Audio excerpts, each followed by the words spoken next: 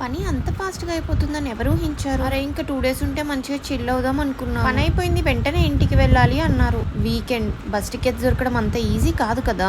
Bus స్టాండ్‌కొచ్చి ఏ బస్‌లో చూసినా tickets లేవన్నారు. ఫైనల్‌గా మాకు ఈ సమ్మర్ సీజన్‌లో లక్కీగా ఒక ఏసీ బస్ దొరికింది. అందులో కాస్త చూస్తే లాస్ట్‌లో ఉన్నాయంట సీట్స్ ఏమో. సాయి ఇంకా డ్రైవర్‌ని రిక్వెస్ట్ చేయడం స్టార్ట్ చేశారు. బాబు నా వైఫ్‌కి అసలే సెట్ అవ్వదు. బ్యాక్ కూర్చుంటే వామిటింగ్ అయిపోతుంది. ప్లీజ్ ఫ్రంట్ సీట్స్ ఇవ్వండి అని. నేనేమో పక్క నుంచి నవ్వుతున్నాను.